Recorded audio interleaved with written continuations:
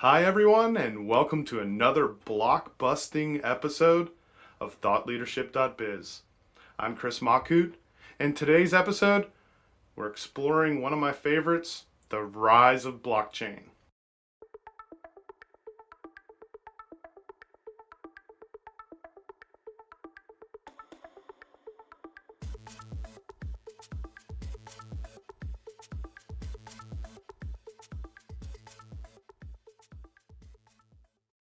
If you ask the average Joe what blockchain is, he might provide you with a variety of answers. Isn't that the thing where prisoners get chained up and break rocks in the desert? No, that's a chain gang. It was outlawed in the 1950s. This is the 21st century. Is it that game where you have to drop little colored blocks on top of each other? No, that one I think is Tetris. Or isn't it where your sink might get blocked up and you have to call a plumber? No, that's a blocked drain, stupid. But honestly, it's no surprise that so many people think they've heard of blockchain, but still have no idea what it is. It's also true that those of you who think they know what it is really don't. At least not to the level they need to if they want to save their hard-earned savings literally and watch it go down the blockchain. So what exactly is it? Well, as you've probably already guessed, it's complicated. So today, in this first episode, we'll take some baby steps, just small little steps into the blockchain universe. And from there, over the next few episodes in this series, we'll steer a course through that asteroid belt that is the modern digital commerce of blockchain.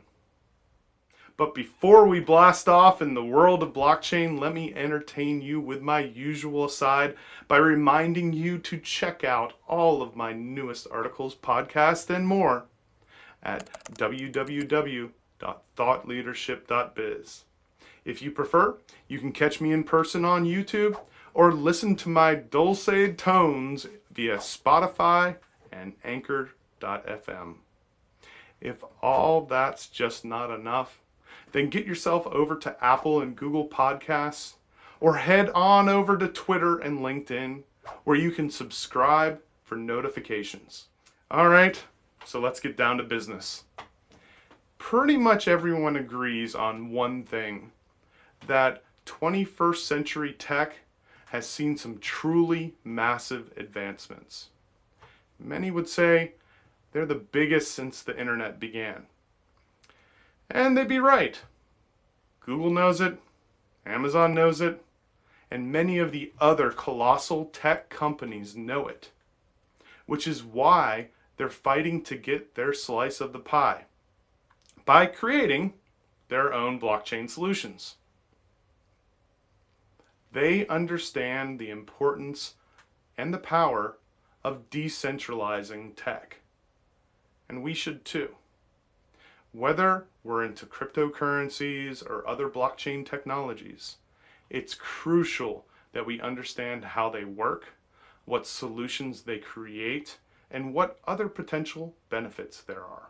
So here goes an idiot's guide to the blockchain.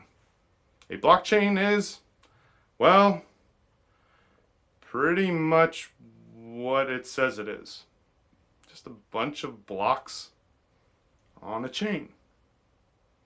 These blocks contain digital information, which is tied up in a neat little bundle. Imagine them as something like a zip file. For those of you that have ever done a zip file of documents, it's usually helpful to use an example. So let's have a look at one of the most well-known blockchain technologies, Bitcoin. It's pretty simple stuff, really. Inside each Bitcoin block is a record of all of the transactions that have happened within a certain time frame. All of these blocks together form the entire blockchain.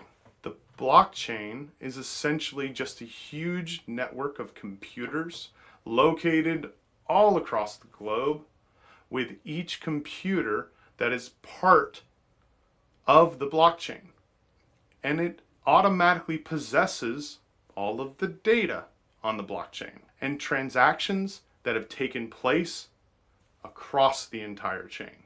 One huge advantage of such decentralized solution is that it can survive power outages, political interference, and even natural disasters, as long as the blockchain is big enough.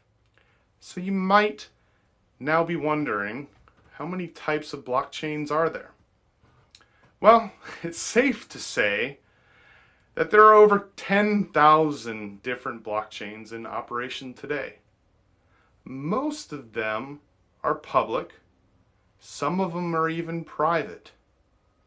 An example of a public blockchain would be cryptocurrencies that you may have heard of, such as Ethereum, which is an open source software that anyone on the network can use. Private blockchains, on the other hand, use the same principles as public ones, but the software that drives them is held on private servers. Major companies like Microsoft and Accenture are using these type of blockchains to manage their inventories and supply logistics. Fundamentally, this sounds like a great idea, right? But in reality, it's a pretty terrible one. There are plenty of examples of people ripping off others by taking something that should be public, making it private, just so that they can call it a blockchain. But don't get me started on that right now. I have a proper rant about it in a future episode. Stick to the narrative that blockchain is already disrupting industries. It's disrupting our banking system and payment system and providing completely transparent and protected services. It's true that many banks are also now playing catch up by developing their own blockchain solutions. But we'll talk about decentralized finance as well more in another episode. Blockchain is also disrupting online data storage solutions, which rely on a huge centralized system that is vulnerable to data breaches. And it's disrupting voting systems as well. Blockchain technologies make elections more transparent, and in doing so, more valid and reliable than ever before. Basically, guys, think of it like this. A blockchain disrupts public data simply by enabling the creator to participate in a public ledger. And the key word here is public. In other words, it puts power back into the hands of the people. Many people think that Bitcoin and other technologies like it are recent. But in relative terms, that's not really true. Blockchain technologies first emerged onto the immediate scene after the financial collapse of 2007-2008, which is no coincidence. At that time, in response to the collapse, people began encouraging more autonomy within the financial systems. And this is where the general public latched on to blockchain and it was born. Blockchains has the biggest and most interesting history of any other platform out there, from commerce, data storage, and politics. It's also actively stretching its technological tentacles into the creative arenas as well.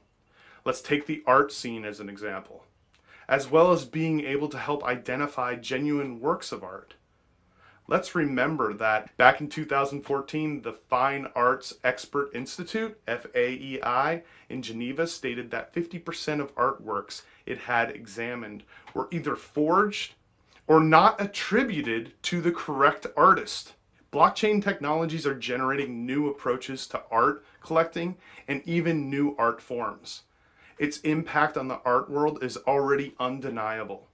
Blockchain has become part of an artist's practice, both in subject and medium. There is a nascent blockchain art movement, from Bitcoin graffiti art to artworks such as The Last Bitcoin Supper by French artist Yule, which sold for nearly 3,000 US dollars on eBay in 2014. Other examples include plantoids, blockchain-based robotic plants, which interact with people who donate via Bitcoin and Ethereum, and even CryptoKitties, a virtual game that allows players to purchase, collect, breed, and even sell various types of virtual cats.